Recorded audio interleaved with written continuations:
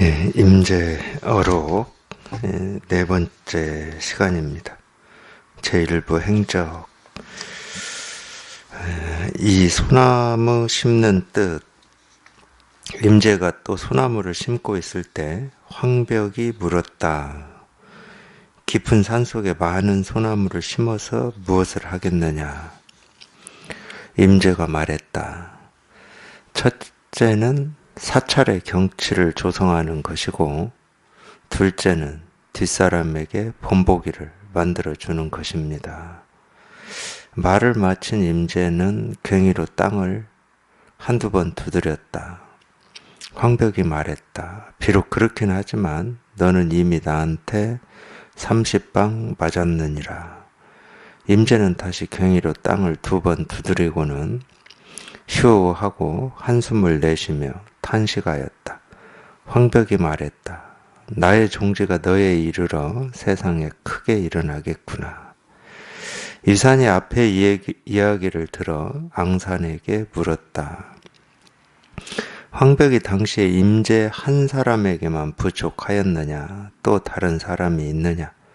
앙산이 말했다. 있습니다. 그러나 연대가 너무 오래되어서 스님께 말씀드리고 싶지 않습니다. 유산이 말했다. 비록 그렇더라도 나도 알고 싶으니 말해보아라. 앙산이 말했다. 한 사람에게 남쪽을 가리키며 오와 월로 가도록 하였는데 태풍을 만나면 멈추라고 하였습니다.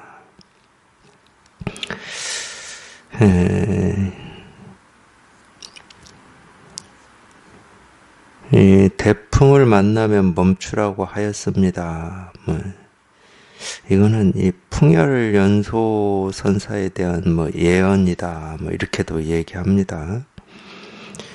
임재의 법을 이은 흥화존장에게서 법을 받은 남원 회원과 그에게서 법을 받은 풍열연소의 출현을 의미한다. 이렇게 예언이다 그러는데 예언에 대해서는 아실 필요는 없고 갖다 붙인 얘기니까 다시 보겠습니다. 소나무 심는 뜻. 임재가 또 소나무를 심고 있을 때 황벽이 물었다. 깊은 산속에 많은 소나무를 심어서 무엇을 하겠느냐. 이제 이런 말이 이 황벽에 이제 이런 말이 언뜻 보면은 그냥 이 산에 소나무 심어서 뭐 하겠느냐라고 하는 우리가 이제 세간에서 흔히 쓰는 이런 말처럼 충분히 들릴 수 있죠. 또 그런 뜻이 없다고 할 수는 없지만은 임재한테 그런 뜻으로 묻는 건 아닙니다. 깊은 산 속에 소나무를 심어서 무엇을 하겠느냐 이제 이런 말인데 사실은 이 법을 묻는 겁니다. 이 법에서도 어떤 부분을 묻는 거냐면 이 깊은 산 속에 많은 소나무를 심어서 무엇을 하겠느냐 이거는 이게 이런 말을 우리가 굳이 이렇게 해석할 필요는 없지만 그래도 또 그냥 이 세간의 말로 이제 이해할까 봐서 말씀드리는 겁니다. 이제 이 깊은 산 속은 이 깊다라고 할 때는 얼만큼 깊냐 이렇게 헤아려지는 깊이를 얘기하는 게 아닙니다. 이제 헤아릴 수 없는 이 깊이니까 이제 이거를 얘기하는 겁니다. 이 법을 얘기하는 거고 이제 많은 소나무를 심는다고 하는 것은 이제 이 장엄이죠. 이 법에서 볼 때는 방편입니다. 방편을 쓰는 거죠. 모습, 소리, 색깔 이런 게 전부 이제 장엄인데 이 법을 이렇게 드러내고 이제 가르치는 거죠.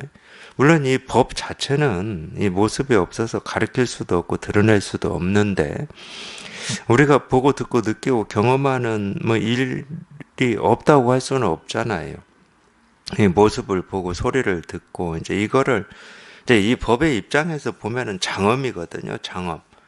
분별만 할 때는 그냥 모습이고 소리고 어떤 느낌이고 생각이고 옳고 그름이고 그러는데 그냥 이 진실을 이렇게 통해서 이게 확실한 입장에서 보면 그 하나하나의 모습, 하나하나의 소리가 그냥 전부 이 법이라고 하는 이 모습이 없고 이 법이라고 하는 걸 이렇게 드러내고 있거든요. 그러니까 이제 이런 측면이 있는 겁니다. 이 산이라고 하는 것도 그렇죠. 이 산이라고 하는 거는 이 특정한 모습을 산이라고 할 수는 없어요. 이 소나무가 뭐 많이 있는 그런 모습이 산이냐, 아니면 참나무만 있는 모습이 산이냐, 아니면 섞여 있는 게 산이냐, 이렇게 특정한 모습을 지을 수가 없습니다.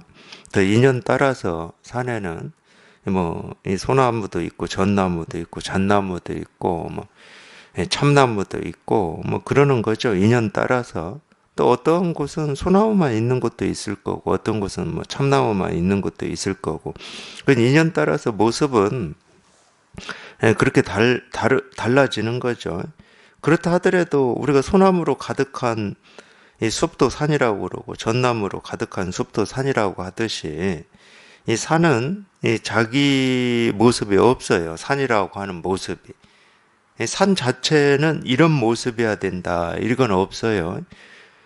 뭐 나무가 아니더라도 뭐 좀 둥글기도 하고 광주에 있는 무등산처럼 이 등이 완만하기도 하고 또 뭐 설악산이나 이런 이 산처럼 좀 뾰족뾰족하기도 하고 이 모습도 그러죠.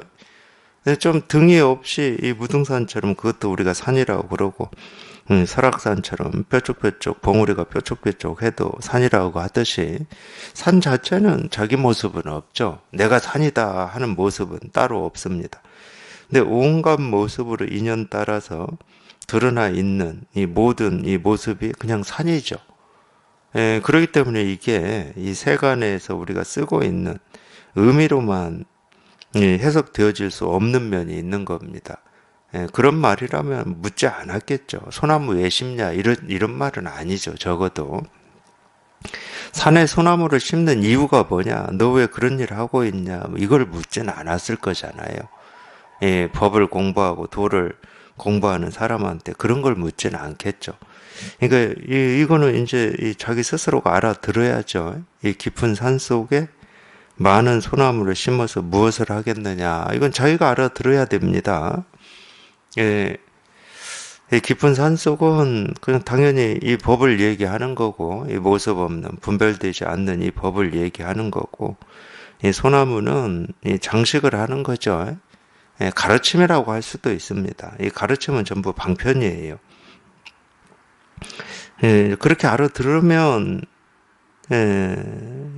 그렇게 알아들은 거에 맞게 응대를 할 거고, 아니면은 이 세간의 말로 알아들으면 당연히 세간의 말로 응대를 해야 되겠죠. 근데 세간의 말로 응대를 하면은 이제 그건 분별이니까 이 법의 자리에서 벗어났다 뭐 이렇게 얘기할 수밖에 없는 거고, 제대로 알아들었다 그러면은 이제 그렇게 응대를 하겠죠. 그렇게 반응을 하겠죠. 이 법을 얘기하겠죠. 이 방편을 많이 이렇게 설치를 해서 뭘 하겠느냐 뭐 이렇게 알아듣겠죠. 깊은 산 속에 많은 소나무를 심어서 무엇을 하겠느냐. 임재가 말했다. 이 첫째는 이 사찰의 경치를 조성하는 것이고, 둘째는 뒷사람에게 본보기를 만들어 주는 것입니다. 근데 세간의 의미로만 알아들었다 그러면은 물론 이제 첫 번째 이 사찰의 이 절의 경치를 조성하는 것이다. 이 부분이 이해가 되겠죠. 그러겠죠. 나무를 많이 심어서 우리가 화단을 가꾸고 이 나무를 심어서 뭐 정원을 가꾸고 정원을 만들듯이 뭐 이런 일이다. 그건 세간법이죠. 근데 두 번째는 이해를 할 수가 없습니다. 이게 뒷사람에게 본보기를 만들어 주는 거다.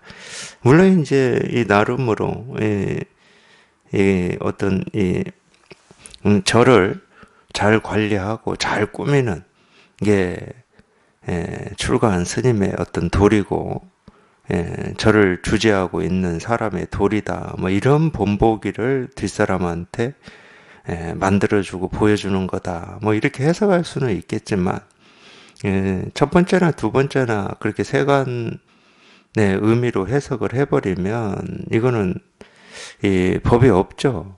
예, 안목이 없는 거죠. 그러니까 사찰의 경치를 조성한다는 말도 우리가 세간에서 뭐 화단을 갖고 꽃을 심고 나무를 심어서 좋게 보이는 뭐 이런 이야기가 아니고 장엄을 얘기하는 겁니다. 사찰이라고 하는 거는 여기에서는 도를 얘기하는 거예요. 법을 얘기하는 거고 부처를 얘기하는 거죠. 그러니까 이 모습 없는 부처를 이 모습으로 이렇게 드러내는 거다. 뭐 이걸 얘기하는 겁니다. 이제 그게 둘째로는 뒷사람에게 본보기를 만들어 주는 거다. 이제 그런 면이 있죠.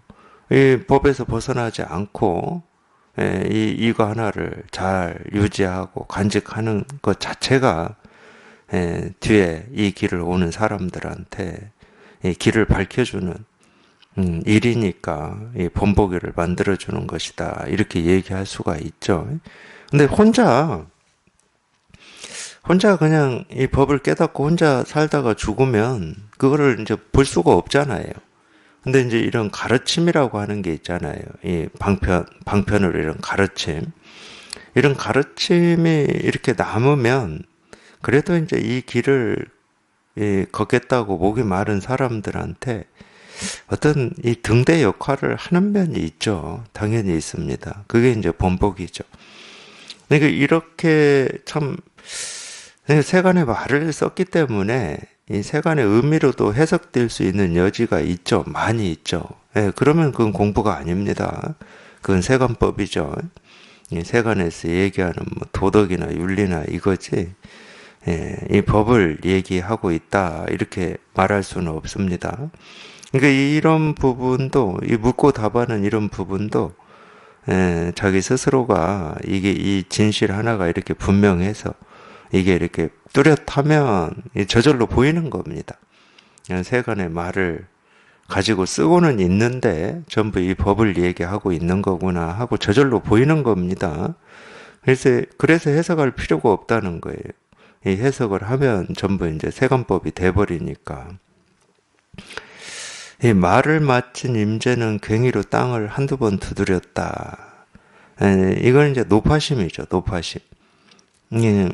이 말로만 들으면 뭐 사찰의 경치를 조성하고 화단을 가꾸고 이제 이러한 일이 이 뒷사람한테 어떤 본보기가 될 거다. 뭐 이런 말이니까 이 세간의 말로 이해하고 알아들을 수도 있으니까 괭이로 땅을 이렇게 두드린 겁니다.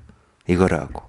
사찰의 경치를 조성하는 것도 이걸 얘기한 거고 뒷사람에게 본보기를 만들어 준다라고 말한 것도 이걸 얘기한 겁니다 하고 이렇게 두드린 거예요.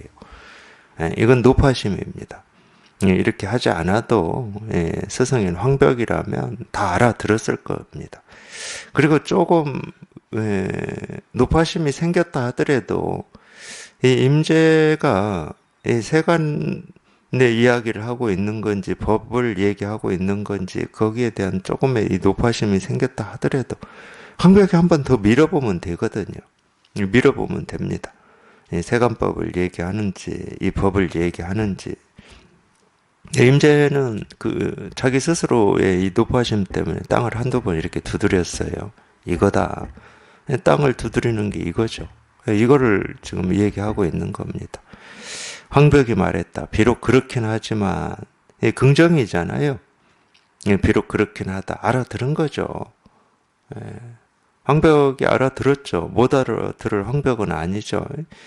그러니까 이제 이런 말들을 이 법의 이 자리에서 알아들을 수 있는 이 귀가 생긴다고 해야 되나. 우리가 이제 여기 이렇게 통해서 이게 분명하다는 거는 그런 귀가 생긴다, 그런 마음이 생긴다, 그런 눈이 생긴다, 이렇게 얘기할 수가 있어요. 이제 이 눈이 없으면 그냥 사찰의 경치를 조성하고 뒷사람에게 본보기를 만들어준다. 지금까지 자기가 이해했던 방식으로, 아는 방식으로 해석이 되고 이해가 되죠. 그거는 세간법이니까 그거는 아니다. 비록 그렇긴 하지만 너는 이미 나에게 30방을 맞았느니라. 이제 이런 얘기가 어찌 보면은 뭐 쉽지 않은 얘기일 수도 있습니다. 이 공부하는 입장에서는 도대체 뭐 때문에 30방을 맞았다고 하는지 이렇게 생각으로 가면 답이 안 나오죠. 답이 안 나오는데 이런 부분을 그래서 저도 이미 제가 깊은 산 속에 많은 소나무를 심어서 무엇을 하겠느냐 이런 말들을 이미 이렇게 해석을 해줘 버렸기 때문에 그렇구나 하고 이렇게 이해할 수 있는 측면이 많죠. 부작용이 많습니다. 그렇게 이해하라고 제가 그렇게 말씀드린 건 아닌데 자기 눈으로 볼 힘이 있어야 된다. 뭐 이것 때문에 자기 눈으로 보려면 통해야 되거든요. 그냥 통해야 돼. 이 통해서 이거 하나가 이렇게 분명해야 돼. 자기 눈으로 볼 수 있으려면. 근데 이제 어느 정도는 이제 임자의록을 가지고 법회를 하니까 참고로 얘기를 해드리긴 해드립니다. 이런 식으로 해드리는데 그렇게 좋지는 않아요. 아니, 자기 눈으로 볼 수 있는 게 최고거든요. 안 그러면은 괜히 제가 해석해 준 이런 말을 또 붙들고 이런 얘기였구나. 이런 얘기를 이렇게 하고 있었구나. 또 이렇게 알아버린단 말이에요. 그렇게 이해해버려요. 비록 그렇긴 하지만 너는 이미 나한테 30방을 맞았느니라. 이것도 그렇거든요. 제가 얼마든지 이 얘기를 해드릴 수 있고 힌트를 드릴 수는 있는데 스스로 분명해져야 되거든. 스스로 이런 말이 실감이 되고 공감이 돼야지 제가 여기에다 말을 붙여서 그렇구나. 그래서 그렇구나. 그게 무슨 말인지 몰랐는데 저런 뜻이었구나. 이렇게 공부를 하면 공부가 산으로 갑니다. 자기 스스로 분명해져야 돼요. 이렇게 얘기하는 분명한 이유가 있거든요. 분명한 이유가 있어요. 그렇기 때문에 그걸 보는 눈이 자기 스스로한테 밝아져야 되는 거죠. 그 앞에 부분까지는 제가 어느 정도 뭐 힌트다 생각하고 설명을 해드렸는데 하여튼 이런 부분은 설명을 해드렸으면 그게 정말로 자기 살림살이가 되고 자기 눈이 됐다 그러면 이런 부분은 자기 스스로 볼 수 있는 눈이 있어야 됩니다. 이게 이제 안 보이면은 이제 갈증이 생기겠죠. 뭔가 저게 도대체 무슨 얘기일까 하고 갈증이 생기겠죠. 근데 무슨 얘기일까 하는 그 고민이나 그 궁금증에서 답이 나오냐? 나오진 않아요. 무슨 얘기일까 하는 그 궁금증까지는 어쩔 수가 없어. 그렇다고 그 궁금증이라고 하는 그 테두리 안에서 답이 나오고 해결이 되냐? 안 나옵니다. 어떻게 해결이 되냐면 그 궁금증이 자기도 모르게 사라져야 돼요. 희한한 말이지만 방법은 그거밖에 없어요. 자기도 모르게 궁금증이 사라져버려요. 그럼 무슨 말인지 보여요, 그때. 그래서 궁금증 자체가 해결이 되는 게 아닙니다. 궁금증 이게 없어져 버리는 거지. 비록 그렇긴 하다. 비록 그렇긴 하죠. 분명히 비록 그렇긴 합니다. 근데 이미 나한테 30방을 맞은 것도 분명히 그렇습니다. 30방을 맞았어요. 임재가 맞았죠. 임재는 다시 괭이로 땅을 2번 두드리고는 휴 하고 한숨을 내쉬며 탄식하였다. 황벽이 말했다. 그러니까 이제 이런 부분도 그래요. 휴 하고 한숨을 내쉬며 탄식했다. 땅을 2번 두드리고 제가 이거는 말씀해 드렸잖아요. 땅을 2번 두드리는 게 이거다. 이 일이다. 저도 지금 두드리고 있잖아요. 이거를 얘기하는 거거든. 그러면서 휴 하고 한숨을 내쉬며 탄식했다. 그러니까 이미 나한테 30방을 맞았느니라 이게 공감이 되면 휴 하고 한숨을 내쉬며 탄식했다. 이것도 공감이 됩니다. 30방 맞은 게 공감이 됐는데 이게 공감이 안 된다. 그러면 지금 자기 이 눈, 이 마음의 눈이 아직 뭐가 조금 끼어 있는 거예요. 하나는 공감이 되고 하나는 안 된다라고 하는 건 뭐가 끼어 있는 겁니다. 그러니까 이게 되면 이건 당연히 되는 겁니다. 그렇게 돼야 되고. 그래서 휴하고 한숨을 내쉬며 탄식했다. 근데 이 한숨을 내쉬고 탄식을 하는데 황벽은 뭐라고 얘기하느냐. 나의 종지가 너에 이르러 세상에 크게 일어나겠구나. 이렇게 얘기했어요. 이거보다 큰 긍정은 없습니다. 이 공부하는 입장에서 우리가 이제 방편이지만 비록 이 스승과 제자의 대화에서 제자한테 이 스승이 이렇게까지 얘기를 하는 큰 긍정은 없어요. 가장 큰 긍정이죠. 한숨을 내쉬며 탄식을 했는데 나의 종지가 너에 이르러 세상에 크게 일어나겠다. 이 극찬을 했단 말이에요. 극찬을. 그래서 공감이 돼야 된다고 그러는 겁니다. 우리가 이 세간에서 이해한 방식, 지금까지 배우고 익히고 아는 방식으로만 이 글을 보면은 이해가 안 되죠. 한숨 쉬고 탄식하는데 나의 종지가 너에 이르러 세상에 크게 일어나겠다. 뭐 이런 식으로 이 얘기를 하니까 이해가 안 되겠죠. 그러니까 이 세간의 이 분별은 분별로 볼 수가 없고 이 법의 이 자리에서 봐야 이제 이런 말들이 어떤 말인지 스스로 공감이 되고 실감이 됩니다. 그거는 이제 각자의 숙제고 각자의 일이에요. 제가 뭐 설명을 해주거나 해석을 해줄 수 있는 부분이 아닙니다. 오히려 제가 해석을 해드리면 제가 잘못 가르치게 되는 겁니다. 또 이해하게 만들고 알게 만들기 때문에 이제 이런 면이 있으니까 이런 대화를 가지고 또 이산이 앞에 이야기를 들어 앙산에게 물었다. 이런 면이 있기 때문에 그래요.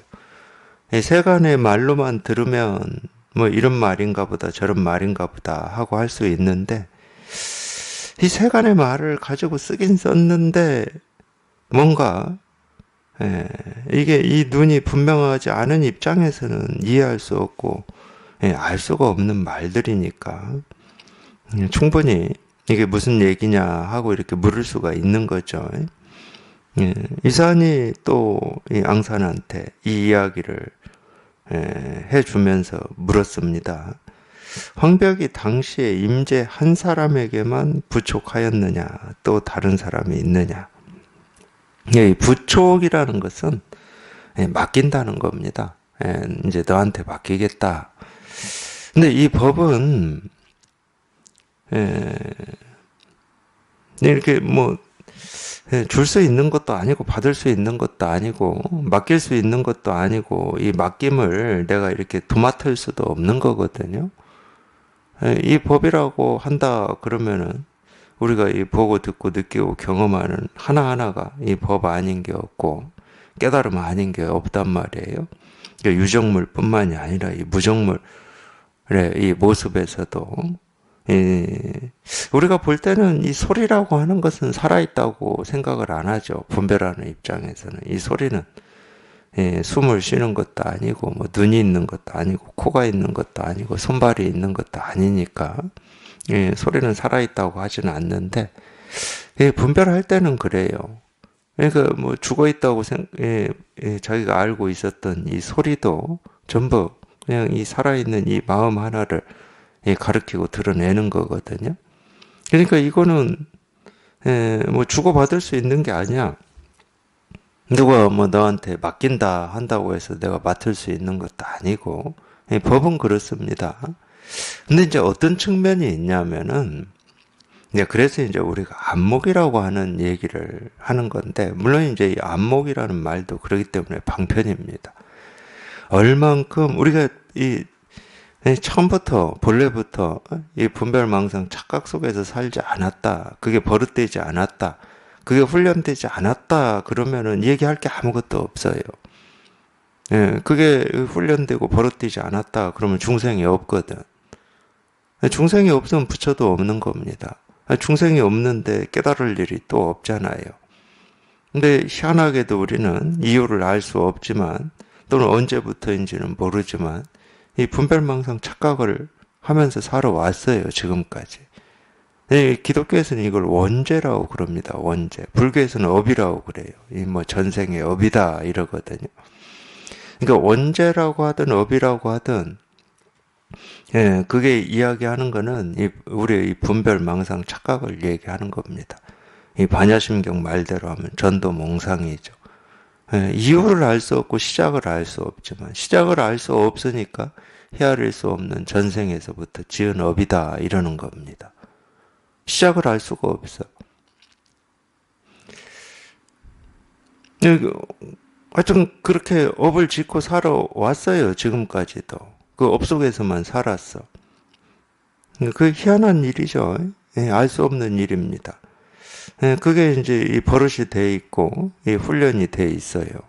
예, 그렇기 때문에 우리가 한번 이 자기 본성을 확인하는 일, 그걸 우리가 이제 깨닫는다, 체험한다, 여기에 이렇게 개합한다, 이렇게 얘기를 하는 겁니다. 예, 그런 일이 없다고 할 수 없거든요. 깨닫고 보면 그냥 일이야. 언제 어느 때나 이거밖에 없었고 내가 보고 듣고 느끼고 경험한 하나하나가 전부 일이었어. 근데 희한하게도 뭐에 홀려가지고 자기 감정을 쫓아가고 느낌을 쫓아가고 생각을 쫓아가고 그냥 버릇대로 그렇게 살아온 거예요. 이제 그런 일이 있기 때문에 우리가 공부라고 하는 게 있는 거고 여기 이렇게 체험하고도 평생 훈련되고 익숙해진 그 습을 조복하는 시간이 필요한 겁니다. 그러니까 공부하는 사람이 있어요. 그러기 때문에. 이 법에는 사람이 없어요. 법에는 분별도 없고 망상도 없고 법이라고 할 것도 없어. 그렇기 때문에 가르침이라고 하는 게 있는 겁니다. 가르칠 게 없는데 가르칠 건 없죠. 아무 가르칠 게 없어요. 근데 희한하게 이 물속에서 사는 물고기가 물을 찾고 돌아다닌단 말이에요. 그러니까 가르칠 게 있는 거예요. 물을 가르칠 일은 없잖아요. 물속에 사는데. 근데 희한하게 그런 망상을 하고 있어요. 나는 물을 찾아야 된다. 물을 찾아야 된다는 생각, 그 한 생각이 있으면 이 물을 찾는 방법을 또 생각해내는 거고, 이 방법을 또 찾아서 온갖 군데를 돌아다녀야 되고, 그래서 하나의 방법이 자기가 옳다고 여기는 방법을 알아냈다. 그러면 또 그 방법대로 뭔가 행위를 해야 됩니다. 그걸 요즘 세상에서는 뭐 수행이라고 그러고 정진이라고 그러는 거죠. 근데 아무리 방법을 찾으러 돌아다니고 그 방법을 가지고 수행을 하고 정진을 한다 하더라도 물고기는 단 한 번도 물에서 벗어나 본 적이 없습니다. 그래서 가르침이 있는 거예요.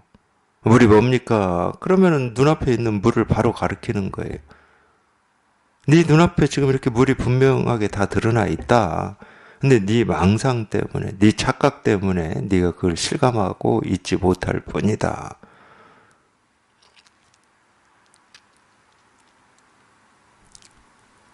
부처님뿐만이 아니고 역대 조사 선사들이 이 법을 가르쳤다 하는 건 전부 이겁니다. 그러니까 이 법에는 안목이 없는데 우리가 여기 자기 이 본성에 통해서 얼만큼 분별이 조복이 되고 이 망상이 조복이 됐느냐, 이제 이걸 우리가 안목이라고 그래요. 안목.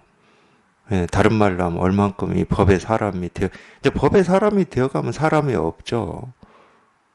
얼마큼 법의 사람이 되어 갔느냐, 이제 이걸 안목이라고 그러는 겁니다. 이 안목이라고 하는 건 다른 거 없어요. 첫 번째는 이 법이라고 하는 것은 법이라고 할 게 없다는 게 분명해지는 거고, 이게 분명해지면 당연히 거기에 따라오는 결과가 뭐냐면 법이라고 할 게 없는 거를 찾는다고 그러고 구한다고 그러고 얻는다고 헤매고 다니는 이 중생의 병이 보이는 겁니다. 희한한 병이잖아요.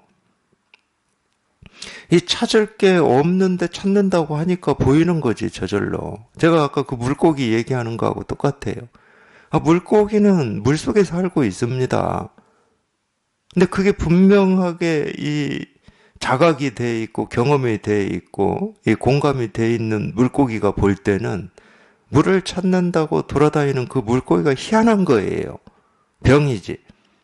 근데 더군다나 이 물을 찾는 방법이 있다고 그 방법을 설명하고 있으면 더 희한하지. 물은 이렇게 하면 찾아질 수 있어. 저렇게 하면 찾아질 수 있어. 그럼 병이 보이는 겁니다. 아, 그런 방법이 없잖아. 지금 네 눈앞에 물이 이렇게 있는데 무슨 뚱딴지 같은 소리를 하고 있느냐. 뭐 이렇게 되는 거잖아요. 물은 이거다. 지금 네 눈앞에 이거다. 위에도 있고 밑에도 있고 옆에도 있고 온 천지에 물밖에 없다. 네가 꼬리를 흔들 때도 숨을 쉴 때도 물밖에 없다. 이렇게 가르치는 겁니다. 그 병이 있기 때문에. 이제 그런 걸 안목이라고 그래요, 안목.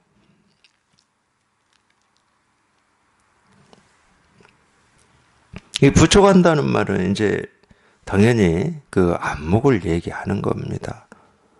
예, 이 법을 보는 눈이 일단 분명하고, 이 법을 보는 눈이 분명하면 이 중생의 병이 분명한 거고, 이 중생의 병에 응해서 그 병을 치료하는 이 방편, 설법, 이 가르침을 펼 수 있는 힘이 있다는 말이거든.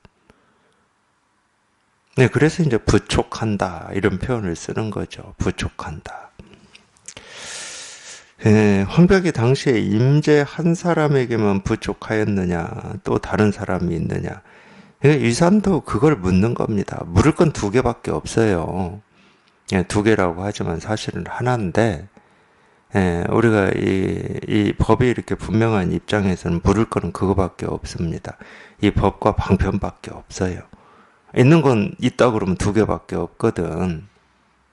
있다 그러면 두 개밖에 없어요. 물론 그 둘이 서로 떨어져 있는 건 아니지만 그렇다고 같다고도 할 수 없습니다. 법과 방편은 같을 수가 없죠.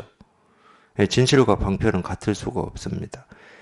근데 이 법이라고 하는 건 말로 표현할 수가 없으니까 물을 때는 이 말로 표현을 해서 묻잖아요.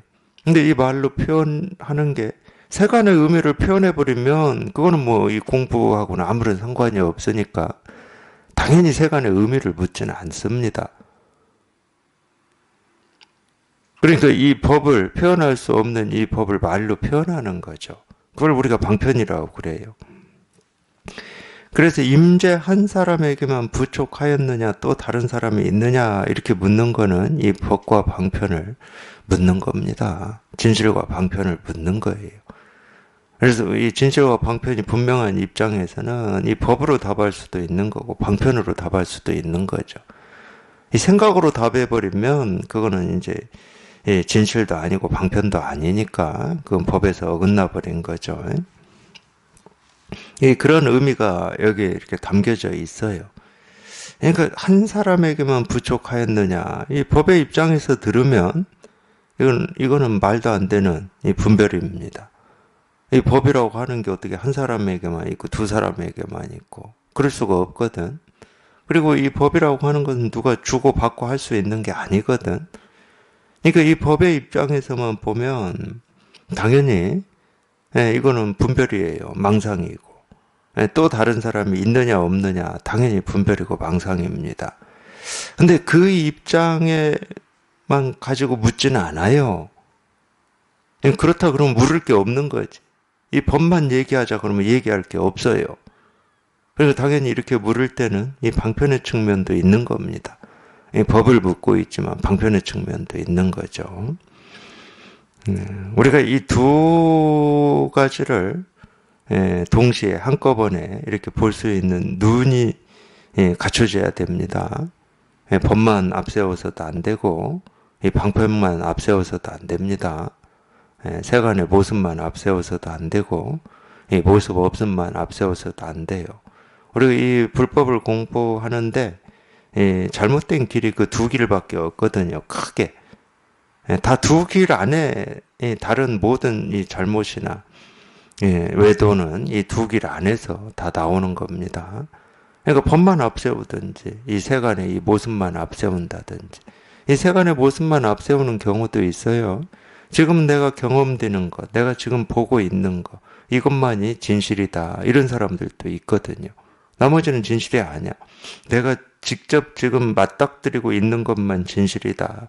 왜냐하면 과거에 경험한 건 다 지나가서 없는 거고, 미래의 일은 아직 오지 않은 거기 때문에 지금 이것만 진실이다. 뭐 이렇게 얘기하는 사람들도 있어요. 제가 가르치는 이겁니다 하는 걸 그렇게 이해하는 사람들이 있습니다. 아닙니다. 그런 어떤 사실을 저는 얘기하지를 않아요. 어쩔 수 없이 이겁니다 그러지만 이거라고 하는 이게 지금 내가 뭐 경험되는 것, 보이는 거, 뭐 지금 느끼는 뭐 이런 거 아닙니다. 이건 생각이잖아요. 네, 과거 건 다 지나갔다. 당연히 생각이죠. 법에서는 그런 얘기 안 해요. 방편으로는 우리가 가끔 그런 얘기 하죠. 집착할 게 없다. 자꾸 과거를 집착하고 미래를 집착하니까. 과거의 일이 뭐 힘들다고 그러고 고통스럽다고 그러고 아프다고 그러고 그 아픔에서 벗어나지를 못하고 미래에 오지 않은 일을 두려워하고 망설이고 주저하니까 다 지나가고 없는 거다. 뭐 이런 식으로 방편으로는 얘기를 하지만 그렇다고 지금 눈에 보이는 것만 진실이고 현실이다. 이런 얘기 하는 건 아닙니다. 그런 사실을 얘기하는 게 아닙니다. 그런 분들한테는 분명히 해드릴 이야기가 있어요. 네, 제가 진실이다, 법이다, 실상이다, 도다, 깨달음이다라고 하는 거에 이렇게 분명하게 있다. 그런 분들한테는 그렇게 제가 얘기를 해드립니다. 분명하게 있어요, 이게. 없다고 할 수는 없습니다. 눈에 보이는 어떤 사물이나 느낌이나 이런 감각은 아니라고. 그렇기 때문에 이 법에서는 과거의 마음도 얻을 수 없고 미래의 마음도 얻을 수 없고 현재의 마음도 얻을 수 없다. 과거심 불가득, 미래심 불가득, 현재심 불가득이라고 그러잖아요. 이 말은 과거, 현재, 미래가 없다는 말이에요. 그러니까 과거는 다 지나가고 없는 거다. 방편이지 그런 일이 없다니까. 방편으로 하는 얘기지. 모든 말은 방편이에요. 그런 일이 있는 게 아닙니다. 그렇게 가르치는 분들은 이제 이쪽에 이렇게 좀 치우쳐 있고 이쪽에 빠져 있는 거죠. 또 이 법만 얘기하는 사람도 있습니다. 현실은 우리가 보고 듣고 느끼고 경험하는 이거는 항상하지 않고 허망하고 덧없다. 오로지 이 항상한 이 진리, 이 법, 이 깨달음, 뭐 또는 신, 뭐 이것만이 유일한 거다. 이런 사람들도 있어요. 그래서 우리가 모습의 세계, 경험되는 세계를 외면하고 무시하는 경향이 좀 있죠. 이것만 있으면 된다. 이렇게. 이거는 이 항상에 빠져 있는 겁니다.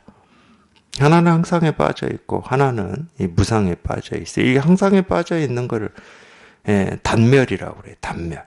다 끊어버리는 거예요. 내가 보고 듣고 느끼고 경험되는 이 세계는 그냥 좀 외면하고 싶고 다 끊어버리는 겁니다.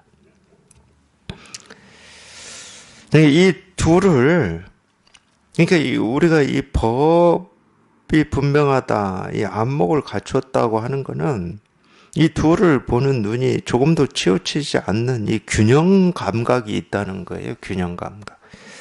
그러니까 이제 이 균형 감각이라고 하는 거를 우리가 또 우리 생각으로 그려보면 이 움직이지 않는 가운데라고 생각할 수도 있습니다. 뭐 이런 측면이 없다는 건 아니에요.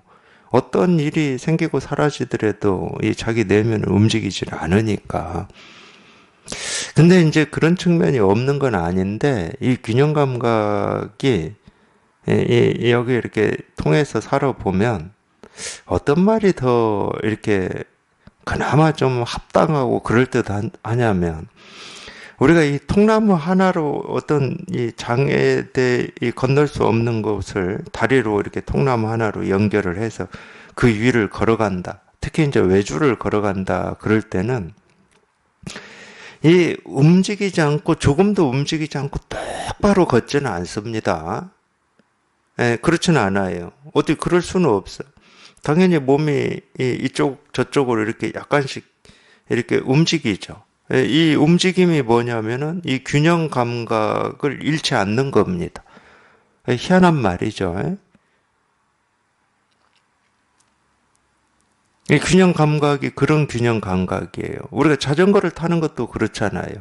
자전거를 타는데 로봇처럼 몸이나 자전거가 움직이지 않고 똑바로 앞만 보고 간다. 이런 건 없어요. 당연히 움직이죠. 움직이는데 이 균형이 잡혀가지고 넘어지지 않는 겁니다. 그거는 이제 몸이 알아서 하는 거죠. 생각으로 하는 게 아닙니다. 외조를 타거나 자전거를 탈 때 왼쪽으로 넘어지려고 하니까 몸이 오른쪽으로 기운다. 이걸 뭐 생각으로 합니까? 그냥 몸이 알아서 자동으로 저절로 하는 거예요. 예. 우리가 깨달아서 한다는 게 딱 이거거든. 그 전까지는 생각으로 이런 일이 닥치면 내가 이렇게 해야 되겠구나. 내가 좀 대응이 부족했구나. 앞으로는 더 대응을 철저하게 해야 되겠구나. 이렇게 생각으로 다 하고 살았는데 깨달아서 살아보면 그렇지가 않아요. 마음이 알아서 갑니다. 뭔가 당연히 움직인다는 건 뭐예요? 몸은 움직여요. 보기도 하고 듣기도 하고 여기도 가고 저기도 가고 걷기도 하고 뛰기도 하고 앉기도 하고 눕기도 하고 몸은 움직여. 오른쪽 왼쪽 앞뒤로 움직여. 근데 마음은 조금도 움직임이 없어요. 마음은 움직임이 없어. 딱 균형 감각을 잡고 가는 겁니다. 그래서 마음이 스스로 알아서 가는 거예요.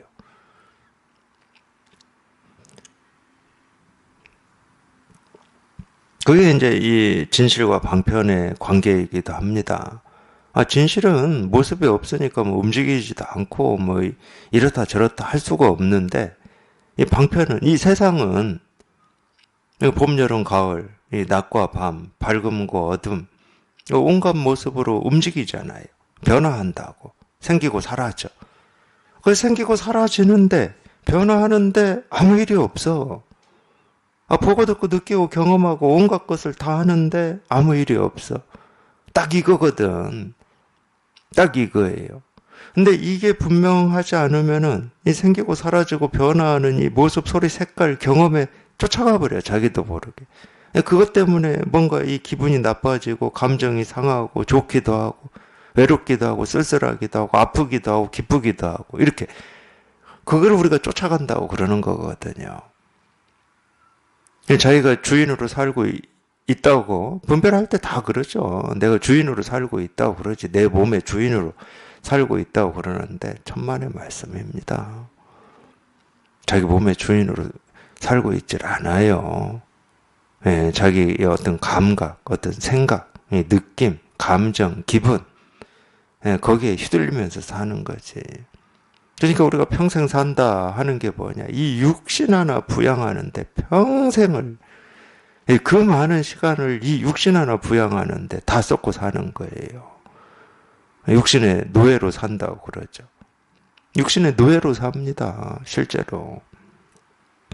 그러니까 얘가 요거 하는 대로 그거 못 맞춰져가지고 안달복달 하면서 사는 거예요. 그거 못 맞춰져가지고.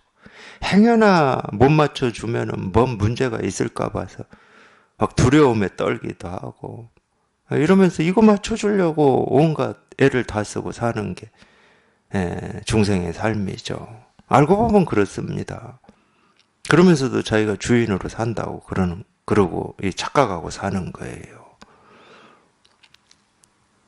근데 이 법에 이렇게 통해 보면은 진짜로 이 주인, 진짜 이 나라고 하는 게 실감이 되죠. 이게 진짜 주인이고 이게 진짜 나였구나 하는 게 실감이 됩니다.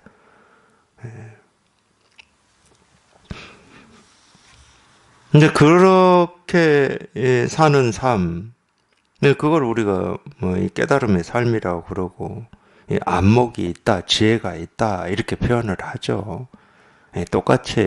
똑같이 보고 듣고 느끼고 경험하고 살아요. 한 세상을. 이 한 세상을 똑같이 한다니까. 깨달았다고 뭐 바이러스가 안 들어오겠습니까? 뭐 독감에 안 걸리겠습니까? 뭐 암에 안 걸리겠습니까?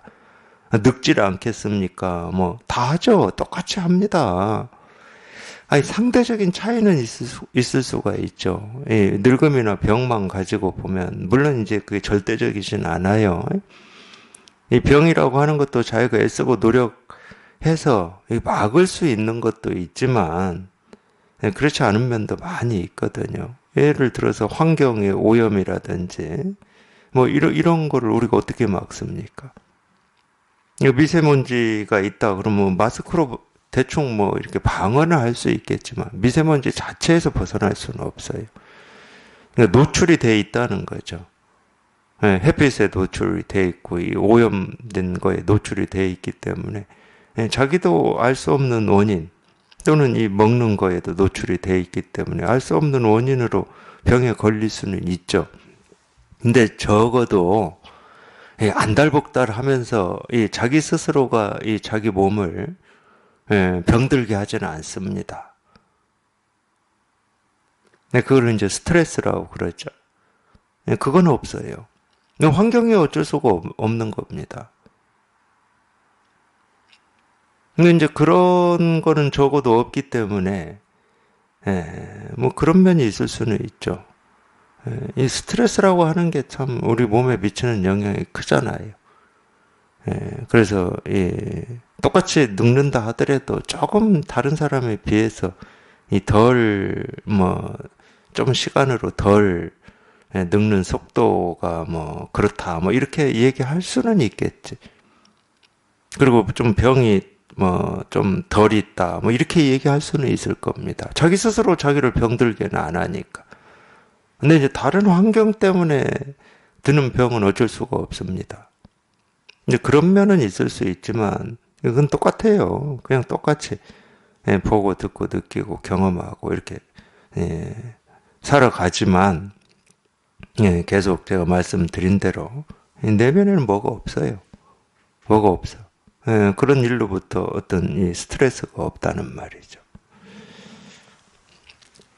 그게 깨달은 삶이고, 그게 안목이에요. 이제 그런 안목이 갖춰지면 저절로 그렇게 되는 겁니다. 이 삶이 저절로 그렇게 되는 거죠. 그래서 이 황벽이 당시에 임재 한 사람에게만 부족하였느냐, 또 다른 사람이 있느냐, 앙산이 말했다. 있습니다. 그래서 있습니다. 그러나, 이거 있습니다. 이렇게만 답을 하면, 우리가 이제 이 세간의 어떤 이해하는 방식, 세간의 모습만 얘기하고 있다, 이럴 수가 있어요. 이게 무슨 얘기냐면, 황벽의 가르침에서 이렇게 깨달아가지고, 이런 안목을 갖춘 사람이 임재 말고 또 있었느냐, 이렇게만 이해하는 건, 이렇게만 이해하는 거는 이 세간이죠, 세간. 우리 세간이죠.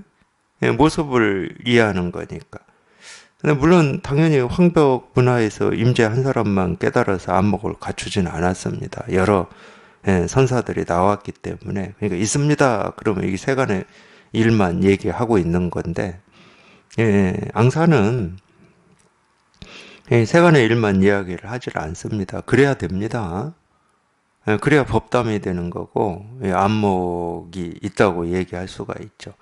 그리고 뒤에 말을 붙였어요. 있습니다 이러고. 그러나 연대가 너무 오래되어서 스님께 말씀드리고 싶지 않습니다. 한번 잘 보세요. 연대가 너무 오래되었다.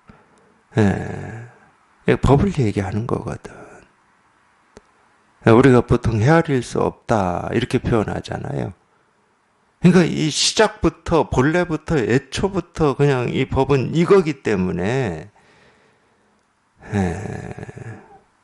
이런 표현이거든. 연대가 너무 오래되어서 물론 이게 그냥 이거를 이렇게 직접적으로 표현할 수는 있는데 이 중국 사람들은 참 이런 거를 이렇게 뭐라고 그러죠? 문학적으로 표현하는 걸 굉장히 좋아해요. 좋아했다기보다도 그렇게 익숙해져 있을 겁니다. 태어날 때부터 이 문자를 이 사람들은 문학적으로 배운다고 그러잖아요. 그러니까 익숙해진 거예요. 저희는 이렇게 표현 안 해요. 저희는 이렇게 문학적으로 익숙해진 사람들이 아니기 때문에. 한 사람에게만 부족하였느냐, 또 다른 사람이 있느냐, 그러면 이제, 만약에 이제 저희한테 익숙해져 있다, 그러면 그냥 있습니다, 또는 없습니다, 아마 이럴 겁니다. 저희는 좀 짧아요, 보면. 뭔가 이걸 문학적으로 표현하려고 하면 이 머리를 돌려야 되는데, 이게 귀찮아. 그리고 그 머리를 돌려도 문학적으로 표현할 이 말이 문장이 되어서 잘 안 나와요. 익숙하지 않으니까. 근데 있습니다. 그럼 있습니다. 이거를 이 세간의 의미로 하고 있는지, 이 법을 얘기하고 있는지를 또 확인을 하려면 한마디를 더 물어야 되겠지. 없습니다. 그랬는데, 임재 말고는 없다는 얘기인지, 없습니다를, 이거를 얘기하는 건지를 또 확인을 하려면 한 번 더 물어야 되겠지. 그런 면은 좀 있긴 있어요.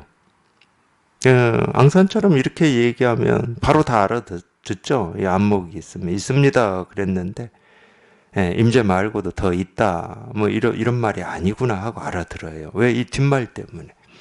그러나 연대가 너무 오래되어서 스님께 말씀드리고 싶지 않습니다. 이렇게. 이런 거 보면은 재미가 있어요. 보면 재미는 있잖아요. 아, 이걸 이렇게도 표현을 하네, 이 사람들은. 이렇게 문학적으로도 표현을 하나. 아, 그런 거 있잖아요. 이 세간의 일만 가지고 얘기하면 우리가 어떤 이 자기 고민이나 심리 있잖아요. 어떤 거에 대한 느낌, 이 아픔에 대해서도 어떤 느낌 같은 거 있잖아요. 그거를 이제 이 글 쓰는 사람들은 그걸 아주 이렇게 디테일하게 묘사를 하잖아요.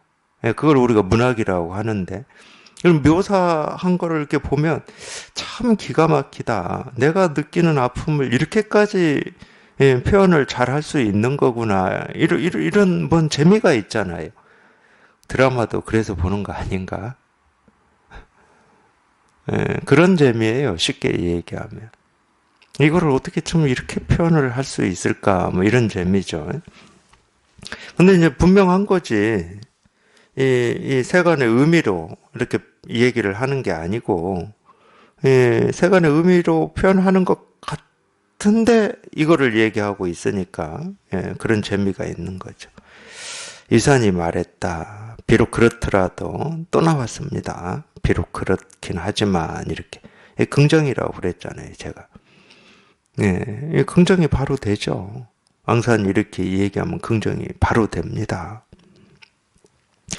똑같아요. 지금 황벽하고 임재하고 이 대화한 거나 이산하고 앙산하고 대화한 거나 얘기하고 있는 건 똑같습니다.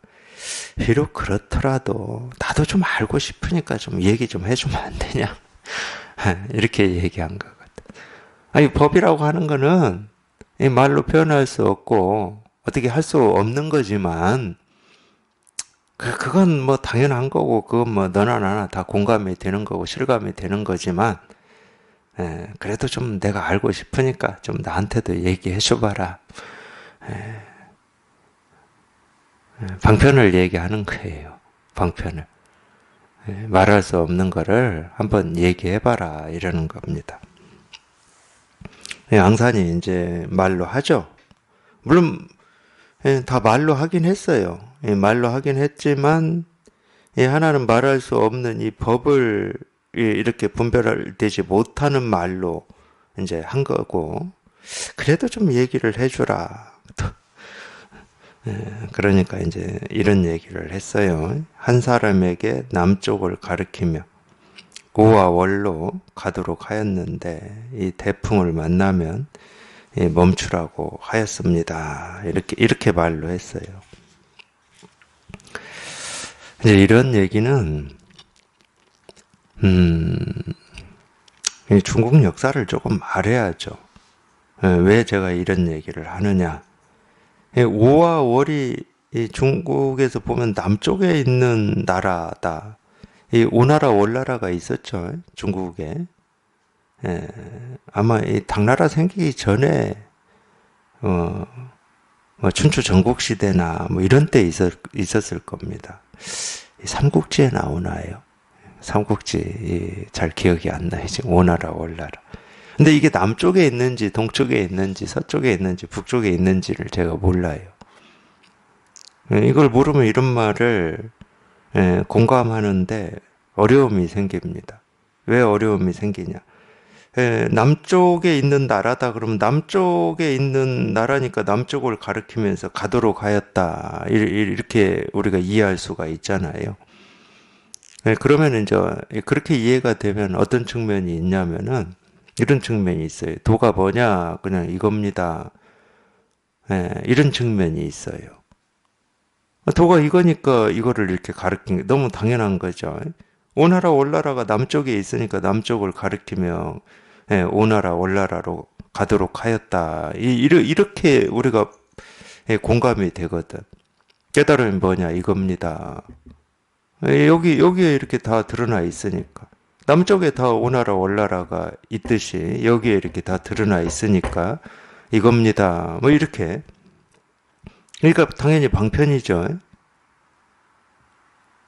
오나라 월나라를 가리키는데 남쪽을 가리킨 거예요. 지금 이 남쪽을 가리킨 이 손가락이 오나라하고 월나라는 아닙니다. 근데 이 남쪽을 가리킨 이 손가락을 쫓아서 가면 오나라 월나라가 반드시 나오겠죠. 그러니까 이 방편이죠. 이 방편의 말을 이렇게 표현을 했단 말이에요. 도가 뭐냐 이겁니다. 이렇게.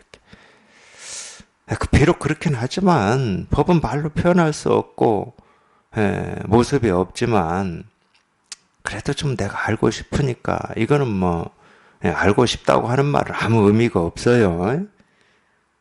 뭐 몰라서 알고 싶다 이런 말이 아니고 좀 이렇게 해석을 해보면 그래도 네 안목이 어떤가를 내가 보고 싶으니까 한번 얘기를 해봐라 이 말이거든.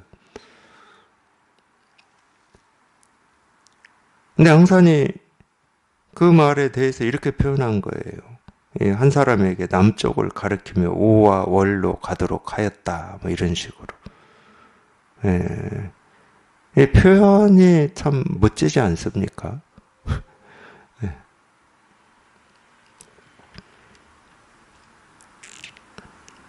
네, 당연히 이걸 얘기하는 거예요. 도가 뭐냐 이거다. 그러니까 달을 가리키는 손가락을 얘기하는 거예요. 이 손가락이 달은 아닙니다. 근데 이 손가락이 달을 가리키고 있지. 이 볼펜이 법은 아니에요. 근데 이겁니다. 이럴 때 볼펜입니다. 그럴 때는 이 볼펜이 법을 다 드러내고 있고 가리키고 있죠. 한 사람에게 남쪽을 가리키며 오와 월로 가도록 하였는데 이 태풍을 만나면 멈추라고 하였습니다. 이 태풍은 말 그대로 이 태풍 같은데 태풍. 태풍을 만나면 멈추라고 하였습니다. 이게 이제 이 풍열에 대한 예언이다. 뭐 이렇게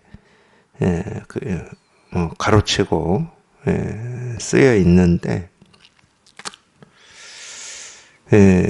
이제 왜 이런 면이 있냐면은 이 오와 월로 이 간 사람은 당연히 이제 이런 가르침에서 깨닫고 이 안목을 갖춘 사람이잖아요. 이 안목을 이 갖춘 사람이 이 대풍이라는 말은 그렇기 때문에 이제 이 풍열도 이제 풍자가 쓰여 있잖아요. 바람. 또 이 법에 목마른 사람이 있으면 거기에서 이제 이거를 이렇게 펼쳐라. 이제 이런 얘기잖아요. 이 대풍을 만나면 멈추라. 계속 뭐 어디 길만 가고 있지 말고 우리가 이제 쉽게 말하면 계속 공부만 한다. 뭐 이럴 수도 있어요. 이럴 수도 있습니다. 근데 이 목마른 사람을 만나면 그것도 길을 가는 건데 이 모습으로는 그렇잖아요. 이제 멈춰서 머물러서 어디에 주석을 해서 이제 이 후학을 가르쳐라. 이제 이런 얘기거든요. 그런 말입니다. 이게 그 말을 이렇게 표현한 거예요. 문학적으로. 물론 이제 이 멈춘다고 하는 게 멈추는 게 아니죠. 뭐 공부를 이제 이만큼 하고 멈춰서 이제 이제부터는 가르치는 일을 하겠다. 그걸 이제 모습으로 분별할 때는 그러는데, 법을 펼치는 것도 자기 스스로한테는 큰 공부입니다. 이 공부는 이 내면에서 하는 거기 때문에 끊어지질 않아요. 어떤 모습으로 사느냐, 하고는 아무런 상관이 없습니다. 그래서 참 황벽 임재의 대화나 위산 앙산의 이 대화를 보고 있으면 정말로 뭐라고 해야 됩니까? 한치의 이 틈 없이 이 법에 이렇게 안목이 이렇게 분명하다 이런 게 이렇게 느껴집니다. 대단하죠. 이런 분들 보면은 참 대단합니다. 보통 깊이가 아니에요. 우리가. 그러니까 이제 이런 거를 보려면 자기 스스로도 이제 이 법이 이렇게 분명해져야 이제 이런 부분이 이렇게 보이는 겁니다. 그냥 이거 하나 가르치고 있구나. 여기를 넘어서서, 자기가, 이 깊이를 이렇게 실감하고 공감할 수 있는 거죠. 근데 결국은 이거예요, 이거. 그냥 제가 가르쳐 드리는 이거 하나입니다. 여기에 전부 깊이가 있고, 안목이 있고, 지혜가 다 있는 거지, 이 안목, 지혜, 깊이라고 하는 게 따로 있지는 않습니다. 그냥 이거예요, 이거.